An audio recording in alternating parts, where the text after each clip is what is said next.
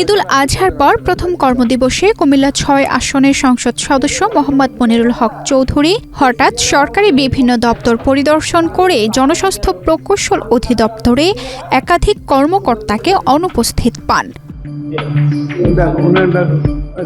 সোমবার বেলা ১১টায় দপ্তরটি পরিদর্শনে গিয়ে তিনি চট্টগ্রাম বিভাগীয় সার্কেলের তত্ত্বাবধায়ক প্রকৌশলী, কুমিল্লা বিভাগীয় নির্বাহী প্রকৌশলী ও প্রাক্কলিক সহ কয়েকজন কর্মকর্তাকে অফিসে না পেয়ে হাজিরা খাতা দেখতে চান। এক্সট্রিম মশার কয়েল প্ল্যান্ট ফাইবার দিয়ে তৈরি, তাই সহজে ভাঙে না, সুগন্ধিযুক্ত ও নিরবিচ্ছিন্নভাবে জ্বলে। ডেঙ্গু, চিকুনগুনিয়া বাহি সহ যে কোনো মশার বিরুদ্ধে দেয় এক্সট্রিম সুরক্ষা। এ সময় কয়েকজন কর্মচারীকে তড়িঘড়ি করে স্বাক্ষর করতে দেখা যায়। এমনকি একজন কর্মচারী ঈদের আগের ৪ কর্মদিবসের স্বাক্ষর একসঙ্গেও করেছেন বলে অভিযোগ ওঠে। বিষয়টি তাৎক্ষণিকভাবে ঊর্ধ্বতন কর্তৃপক্ষকে অবহিত করেন এমপি।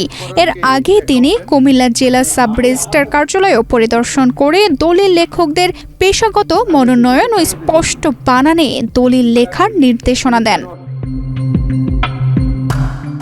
এ বিষয়ে জনস্বাস্থ্য প্রকৌশল অধিদপ্তর কুমিল্লার বিভাগীয় প্রকৌশলী মোহাম্মদ শফিউল হক জানান, প্রাক্কলীন তারেক মোল্লা ছুটিতে ছিলেন এবং তিনি নিজেও ব্রাহ্মণবাড়িয়া থেকে অফিসে আসার পথে ছিলেন।